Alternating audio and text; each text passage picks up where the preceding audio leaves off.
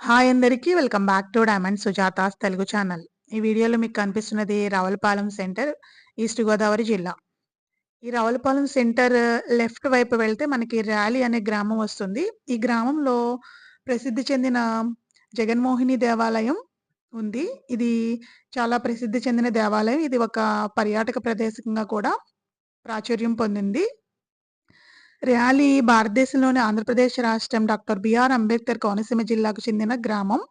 ఇది అమలాపురం రెవెన్యూ డివిజన్‌లోకి ఆత్రేయపురం మండలంలో ఉంది. ఇదంతా గౌతమి గోదావరి నది పాయ. నా వీడియోలో చూపిస్తా ఉంటాను గదా! గౌతమి గోదావరి పాయ మరియు వశిష్ట గోదావరి పాయ. ఈ 2 పాయల మధ్యలో ఈ ర్యాలీ అనే గ్రామం ఉంది. ఇక్కడ జగన్మోహిని దేవాలయము, అట్లానే ఉమాకమండలేశ్వర స్వామివారి దేవాలయము ప్రసిద్ధి చెందాయి. శ్రీ జగన్మోహిని కేశవ మరియు గోపాలస్వామి వారి దేవాలయం ర్యాలీ తూర్పుగోదావరి జిల్లా.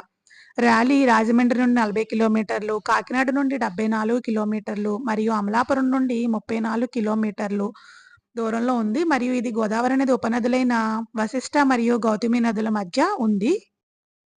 ప్రఖ్యాత జగన్మోహిని కేశవస్వామి ఆలయం, దాని ముందు మరియు వెనుక వైపులా మహావిష్ణువు మరియు మోహిని వర్ణించే నల్లని రాతితో చేసిన సున్నితమైన విగ్రహం శిల్పకళా నైపుణ్యానికి నిజమైన అద్భుతం. ఇది ఎంట్రన్స్, లోపలికి వెళ్ళే మార్గము.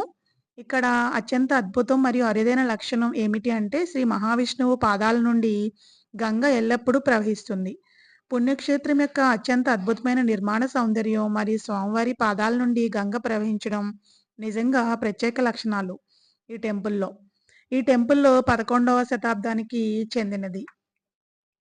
ఈ మందిరం స్వయంభూ అని, మానవ నిర్మితమైనది కాదని, ఖచ్చితంగా దేవతలు మరియు దర్శనాల సృష్టి అని ఇక్కడ ప్రజలు, అట్లానే భారతదేశం నుండి వేరు వేరు ప్రదేశాల నుంచి వచ్చిన దర్శనానికొచ్చిన ప్రజలు నమ్ముతూ ఉంటారు. ఇది లోపలికి వెళ్ళాక ఫ్రంట్ మండపంలోని వ్యూ ఇదంతా. చూసారా అప్పట్లో ఆ స్తంభాల మీద శిల్ప కళా నైపుణ్యం అది ఎట్లా ఉందో.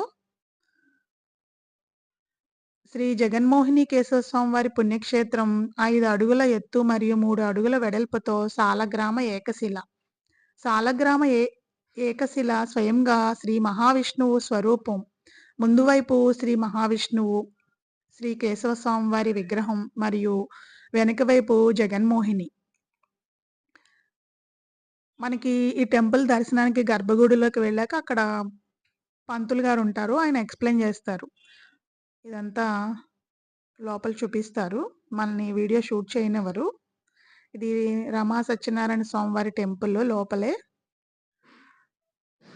అత్యంత అద్భుతం మరియు అరుదైన లక్షణం ఏమిటంటే శ్రీ మహావిష్ణువు యొక్క పాదాల నుండి గంగ ఎల్లప్పుడూ ప్రవహిస్తుంది.